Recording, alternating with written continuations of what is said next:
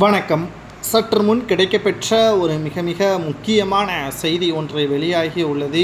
அனைத்திந்திய அண்ணா திராவிட முன்னேற்றக் கழகத்தின் முன்னாள் அமைச்சர் திண்டுக்கல் சீனிவாசன் கட்சியிலிருந்து முழுமையாக நீக்கப்படுகிறாரா? அதாவது அனைத்திந்திய அண்ணா திராவிட முன்னேற்றக் கழகத்தை பொறுத்தளவிற்கு திராவிட முன்னேற்றக் கழகத்தை வீழ்த்துவதுதான் ஒரே இலக்காக இத்தனை ஆண்டுகளாக இருந்தது. ஆனால் மறைந்த முதல்வர் ஜெயலலிதா அவர்களுக்கு பிறகு அதிக அளவு அதிமுகவில் உட்கட்சி மோதல் தலைவிரித்து ஆடுகிறது. உச்சகட்ட பதவியான பொதுச்செயலாளர் பதவி யாருக்கு என்பதில் போட்டி போடக்கூடிய நிலைமைதான் அதிமுகவில் உருவாகியுள்ளது. பொதுச்செயலாளராக தற்பொழுது இருக்கக்கூடிய எடப்பாடியை எதிர்த்து பலரும் விமர்சனம் செய்வதும் குறிப்பிடத்தக்கது. ஒவ்வொரு மாவட்ட செயலாளர்களும் தன்னுடைய பகுதியில் நான் தான் ராஜா என்பதற்கேற்ப செயல்பாடுகளும் அமைந்துள்ளது.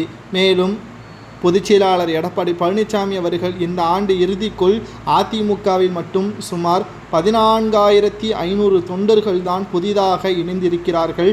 இது இதுவரை அல்லாத ஒரு உறுப்பினர்கள் சேர்க்கையாக இது பார்க்கப்படுகிறது. மிக மிக மோசமாக உறுப்பினர் சேர்க்கையாக இது பார்க்கப்படுகிறது. இதற்கு காரணம் என்ன என்பதை எடப்பாடி பழனிசாமி அவர்கள் கள ஆய்வுக் கூட்டத்தை நடத்த வேண்டும் என்று கூறியிருந்தார். முன்னாள் அமைச்சர்களிடமும் மாவட்ட செயலாளர்களிடமும்.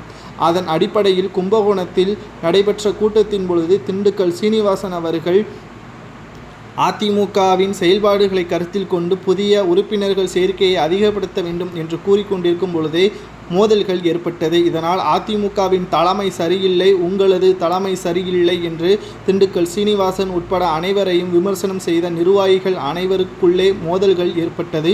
இதனால் எடப்பாடி பழனிசாமி அவர்கள் தனது பகுதியில் கட்டுப்பாட்டை கொண்டு வர தவறியதன் காரணமாக திண்டுக்கல் சீனிவாசன் மீது நடவடிக்கை எடுக்க உள்ளதாகவும், அதேபோல் எடப்பாடி பழனிசாமி அவர்கள் நெல்லையில் வெள்ளிக்கிழமை என்று நடைபெற்ற கூட்டத்தின் பொழுது வேலுமணி அவர்கள் மற்றும் தங்கமணி அவர்கள் கூட்டத்திலும் மோதல்கள் ஏற்பட்டுள்ளது. இதற்கு நிச்சயமாக இவர்கள் அதற்கான விளக்கத்தை கொடுக்க வேண்டும், இல்லை என்றால் நடவடிக்கை எடுப்போம் என்று எடப்பாடி பழனிசாமி அவர்கள் தெரிவித்திருக்கிறார். பொறுமையாக இருந்து பார்க்கலாம்.